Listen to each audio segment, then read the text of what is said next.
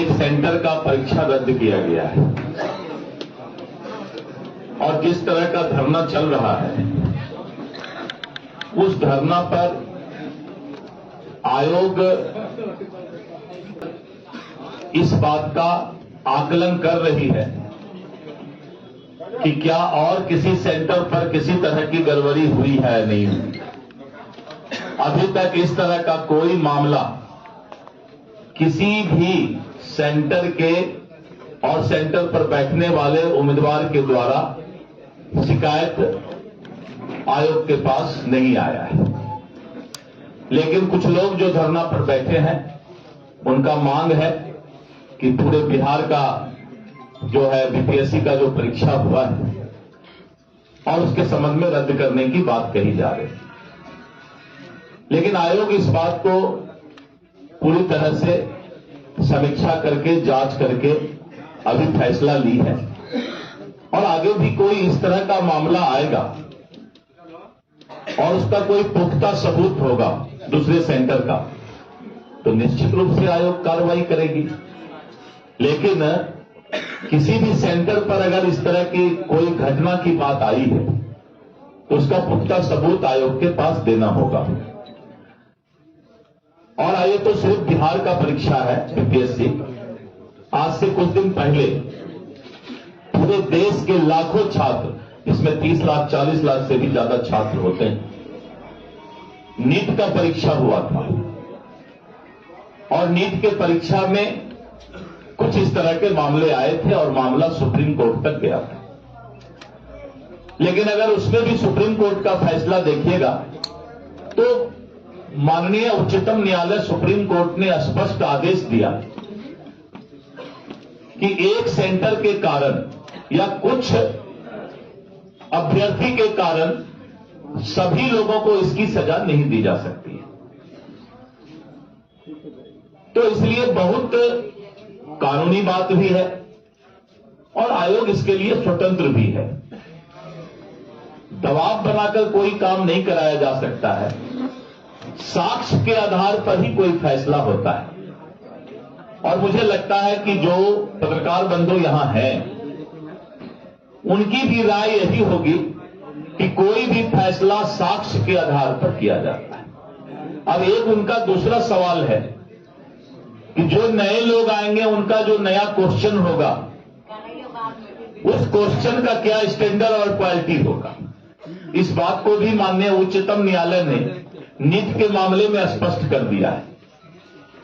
और अगर रिजल्ट आने के बाद ऐसा देखा जाता है कि किसी एक ही सेंटर से 80% लड़के, 70% लड़के, 50% अभ्यर्थी क्वालिफाई कर जाते हैं तो फिर एक नया सवाल आ सकता है कि रिजल्ट आने के बाद अगर ऐसा हो कि अगर मान लीजिए क्वेश्चन आउट हुआ है, किसी तरह का गलत हुआ है तो वहां के स्टूडेंट तो ज्यादा पास करना चाहिए एक सेंटर पर। तो रेशियो परसेंटेज ऑफ रिजल्ट भी देखा जाता है टेक्निकल तरीके से। इस पर बहुत स्पष्ट सुप्रीम कोर्ट का जो है एक नीट के मामले में जजमेंट आया हुआ है। इसीलिए आयोग स्वतंत्र इकाई है, संवेदनशील है, हर चीज पर नजर रखा है और अभी ही नहीं रिजल्ट तक भी इस पर जो है बहुत सारा फैसला हो सकता है अगर इसमें कोई डिस्क्रिमिनेशन नजर आता है तो। मंत्री जी आयोग ने साफ कह दिया कि परीक्षा रद्द नहीं। देखिए, आप आयोग तो कहेगी पहला फैसला। मेरा ये कहना है कि आयोग ने स्पष्ट कर दिया कि प्रथम दृष्टया में हमने जो गलती पाया वहां का हमने फैसला ले लिया, आगे किसी तरह का कोई जो है निर्णय नहीं होगा। लेकिन मैं तो इससे और पीछे जाकर के आपको माननीय उच्चतम न्यायालय के बारे में बताया कि इस तरह के मामला जब आते हैं तो उस पर जो है कानूनन राय भी बहुत स्पष्ट है।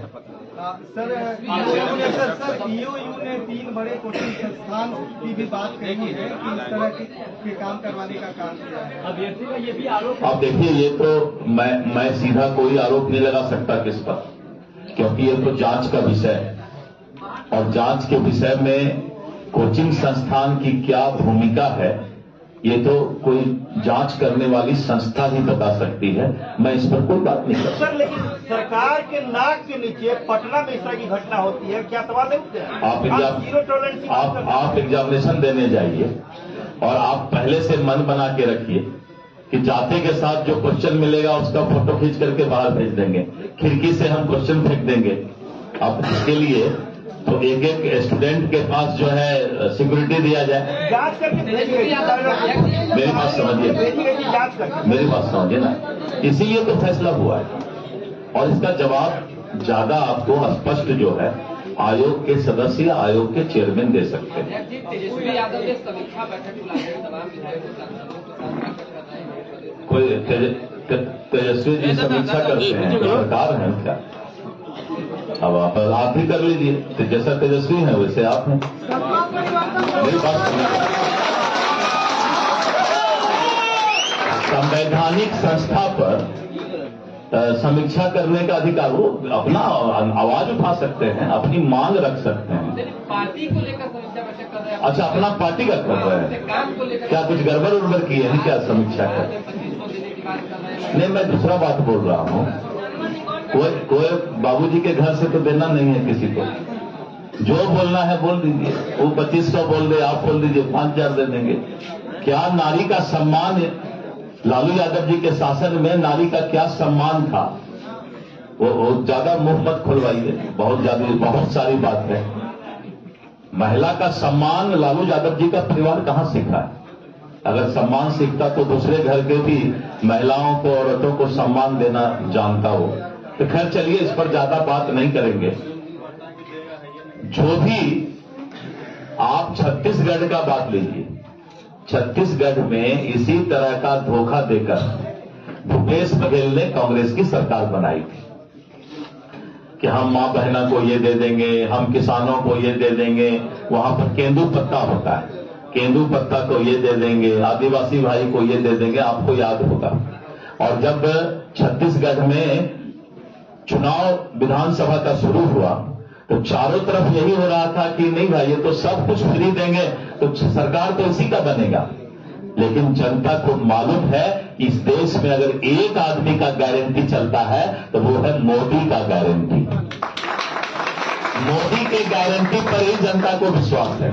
और छत्तीसगढ़ में जब हमने कहा कि 2300 हम धान का देंगे, उसने कहा 2500 देंगे। यानी लगता है बोली लगता है क्या कि 200 बिजली फ्री देंगे, तो कोई बोल दे 300 दे देंगे। माई बहन को कोई 2500 बोल दिया कि बहना माई को हम देंगे, कोई बोलते 4000 दे देंगे। कोई हमारी महिला बहन, कोई हमारा जो है समाज का लोग अगर विश्वास करता है वादा पर, तो वो मोदी की गारंटी पर विश्वास करता है, क्योंकि उसको मालूम है कि मोदी जो बोलते हैं वही करते हैं। और ये भूपेश बघेल का जो है सबसे बड़ा उदाहरण है इस देश में। धन्यवाद जी, बहुत बहुत धन्यवाद आप सभी का।